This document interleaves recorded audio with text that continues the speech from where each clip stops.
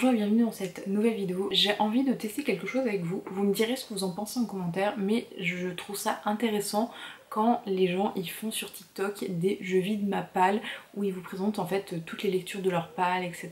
Je trouvais l'idée sympa et je me suis dit que ça pourrait être sympathique de vous montrer un petit peu ma manière dont je fais avec ma palle manga et ma palle manhwa. Du coup ça va être une vidéo je pense plutôt courte où je vais vous présenter ma palle et potentiellement vous faire aussi des petits résumés dessus, donc peut-être que ça va vous aider à construire votre palle et à vous faire découvrir d'autres petites œuvres.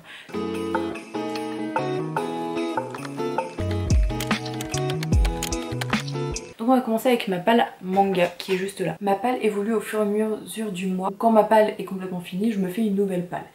En général j'en fais une par mois, du coup c'est à ce moment là. Si vous avez vu ma vidéo où je vous montrais toute ma mangatech, je vous avais mis les carnets de l'apothicaire déjà dans ma palle. Du coup ils y sont toujours. J'ai les 11 premiers tomes. En général je lis 1 à 2 mangas par jour. Il y a des jours où j'en lis pas du tout, mais en général ça s'équilibre. Sur le mois je dois lire une trentaine de mangas on va dire. Des fois plus, des fois moins, ça va dépendre aussi si j'ai envie de plus lire, plus regarder des animés, plus lire de webtoons. Ça peut varier, mais en général ouais je suis à une trentaine de mangas, mais ce mois-ci dans ma palle je vais en mettre que 20 parce que déjà j'ai les carnets de l'apothicaire que je compte tout relire et vous en faire une vidéo YouTube. Du coup, vu que je compte le lire doucement pour bien vous travailler la vidéo, etc., ça sert à rien que je mette genre plus de mangas parce que je vais prendre 2 fois plus de temps je pense pour lire un tome. Voilà l'idée. Mais en général c'est ça, c'est pareil si je reçois ou j'achète des mangas, bah ça va aller dans le haut de ma palle parce qu'en fait je vais vouloir le lire tout de suite. Vous savez c'est comme les enfants, dès que j'ai quelque chose faut que je teste le jouet. Bah c'est pareil, dès que j'ai un manga en main, un tout nouveau truc, j'ai envie de le lire tout de suite. Ensuite j'ai mis de suite Ton visage au clair de lune. On va continuer sur la romance de 2 personnages. C'est une school life avec 2 personnages qui sont considérés comme princes. Un garçon très très beau et une jeune fille qui est vachement charismatique, très très grande et qui ressemble à un garçon, à un prince on va dire. Et du coup va y avoir cette petite romance et on va continuer à aller suivre dans ce tome. Frieren le tome 4, je vous en parle quand même régulièrement en ce moment, mais du coup je continue mon aventure très très doucement parce que j'achète en général 1 à 2 tomes par mois, mais Frieren j'aime vraiment beaucoup. On suit du coup l'aventure d'une petite elfe qui est quand même plutôt âgée et qui veut un peu mieux comprendre les humains, etc. Toute une aventure, j'en avais parlé quand même plusieurs fois, donc c'est vraiment une histoire que j'aime beaucoup. J'ai aussi, alors là, Kengen Ashura, le tome 1, je l'ai acheté il y a très très longtemps, je pense pas le Japan Expo de cette année mais c'est d'avant. Et depuis tout ce temps c'est dans mon mangatech sans que je l'ai lu. Et c'est ultra rare, mais en fait je l'ai acheté, pas sur un coup de tête, mais en me disant ah trop cool, c'est un truc un peu de baston et tout, ça peut me plaire. Sauf que en fait j'ai peur de ne pas aimer. En fait j'aime bien quand il y a des enjeux. Par exemple The Breaker j'ai adoré parce que j'ai trouvé que c'était ultra cool et j'ai beaucoup aimé les enjeux. Mais j'ai peur de ne pas aimer Kengen Ashura. C'est pour ça que je l'ai pas mis dans ma palle en attendant, en me disant je le lirai plus tard, je le lirai plus tard. Ce moment est venu, je vais me faire un avis dessus. Peut-être que je vais aimer, peut-être que je ne l'aimerai pas. Je ne sais pas encore. Je suis dubitative. Je l'ai acheté, maintenant il faut que je le lise et on va voir si je vais aimer, mais j'avoue que j'ai un petit peu peur.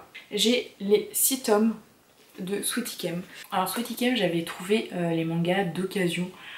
C'est aux éditions Saphira, je ne suis pas sûre qu'elle existe encore, mais ça publiait des manhwas, donc déjà il y a quand même pas mal d'années, parce que ça fait longtemps que j'ai dans ma collection. En fait je crois que c'est un mythe, en tout cas une histoire un peu à la Disney qui est remixée dans un manga, je me demande si c'est pas La Belle au Bois dormant ou un truc comme ça. En tout cas j'ai très très hâte de lire parce que je ne m'en souviens plus du tout.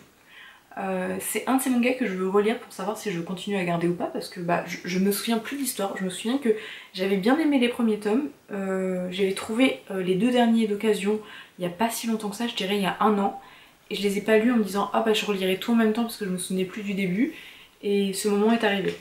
Ça m'arrive des fois d'avoir des mangas que j'ai dans ma mangatech, pas que j'ai pas lu parce que j'ai lu globalement tous mes mangas, mais il y a des petites exceptions comme ça, qui est Kengen Ashura ou Sweet Ikem qui est tellement vieux dans ma mangatech que je me souviens plus trop de l'histoire parce que je l'ai lu quand j'étais je pense au lycée, et maintenant le lycée je vous avoue que ça commence à dater. Donc ça c'est ma palle manga, donc j'en ai une vingtaine. Comme je vous dis elle va évoluer dans le mois parce que je vais lire plus de mangas par moment, je vais en lire moins par d'autres. Je vais acheter et recevoir potentiellement des mangas. Ensuite je vais m'armer dans mon téléphone et je vais vous présenter du coup ma palle manhwa webtoon. En fait je lis énormément sur mon téléphone. En général, je dois lire presque tous les jours sur mon téléphone parce que j'adore lire et c'est tout le temps à portée de main. Et je lis énormément de webtoons et j'en lis sur plusieurs applications qui sont Picoma, Webtoon, Dailytoon, Lebontoon globalement.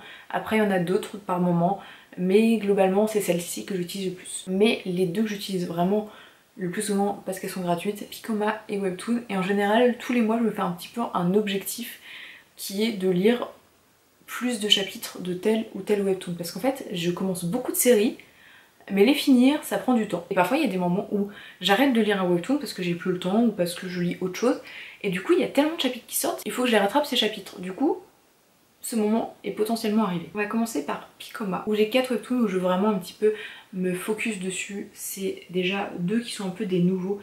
C'est La Revanche du Limier des Baskerville, Les Ailes de la Chouette. Je vous en parle dans une vidéo qui sort ce week-end, du coup je vais pas m'étaler dessus. Mais ça, ouais, je vais avancer dessus. Sinon j'ai L'Impératrice de l'Ombre. En fait on va suivre une jeune femme qui est le sosie en fait d'une fille qui serait défunte, qui serait morte et qui serait la fille d'un duc ou d'un qui serait plutôt haute dans l'empire, et en fait elle serait un petit peu promise à devenir impératrice, etc. Et du coup elle va vivre cette vie en tant que cette personne sans l'être vraiment. Elle va être trahie à la fin et quand elle va mourir elle va revenir dans le passé. Plutôt basique, vous l'entendrez, mais j'ai une ultra grosse attente. Je suis qu'au tout début, je l'ai commencé ce mois-ci et j'en avais entendu beaucoup de bien. Je me suis dit ah faut que je me lance dessus. Je me suis lancée, j'ai beaucoup aimé et je pense que je vais me focus dessus ce mois-ci parce que bah j'ai trop envie en fait. Les chapitres que je lis une femme qui est très forte, qui a l'air de savoir ce qu'elle veut, qui a l'air de savoir où elle veut aller, et c'est le genre de truc qui me plaît beaucoup. Du coup j'ai vraiment très hâte de le lire. Et un autre que je veux me focus dessus, c'est Vivre dans ta peau. Vivre dans ta peau, c'est un manhwa que je suis, où j'ai acheté beaucoup de chapitres. Je suis au 74e et je crois que j'ai presque tout acheté, la suite, mais à un moment donné j'ai arrêté de le lire. Je sais pas pourquoi, parce que j'ai lu d'autres choses.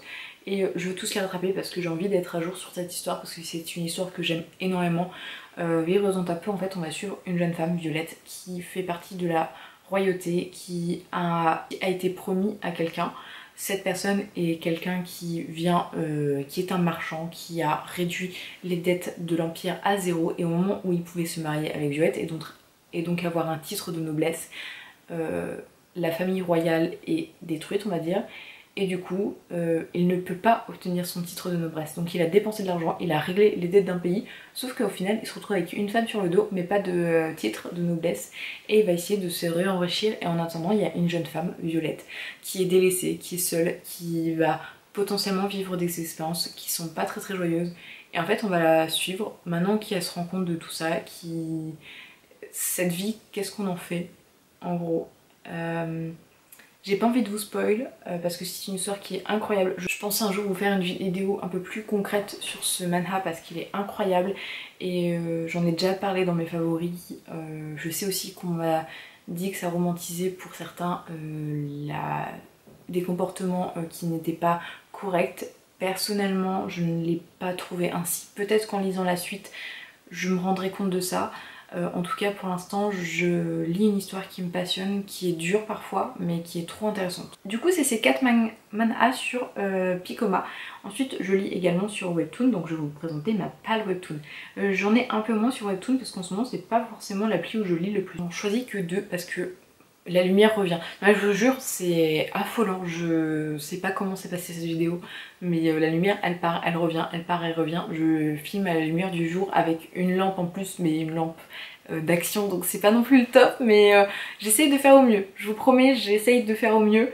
C'est encore un peu délicat. Alors j'ai 2 webtoons que je veux rattraper de fou. Il y a Angélique Lady.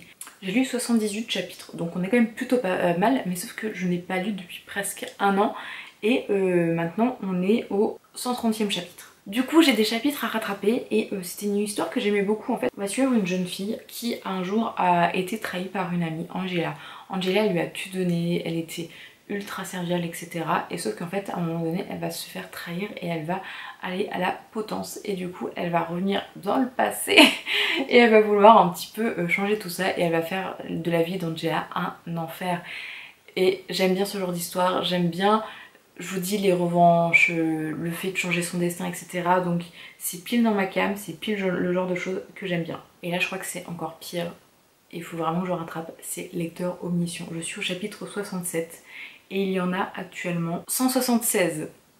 Du coup je suis vraiment très en retard et c'est pour ça que je veux me pencher dessus parce que je veux rattraper. On va suivre un jeune homme qui va lire un roman en ligne. Un jour ce roman se finit, sauf qu'il a grave kiffé, c'était le dernier à avoir tout lu. Et à ce moment là, à la fin du roman, le monde devient apocalyptique et devient en fait comme dans ce roman, sauf que il connaît ce roman par cœur et il va décider de prendre les choses en main et de pas mourir bêtement et de juste utiliser toutes les cartes en main, toute sa mémoire et tout le cadeau de l'auteur entre guillemets pour devenir plus fort et réussir à survivre dans ce roman. Du coup c'est un webtoon d'action qui est juste trop bien avec des histoires qui sont juste beaucoup trop cool et ça fait tellement longtemps que je l'ai pas lu et j'ai trop hâte de me replancher dans ce monde parce que j'avais juste trop kiffé la première fois.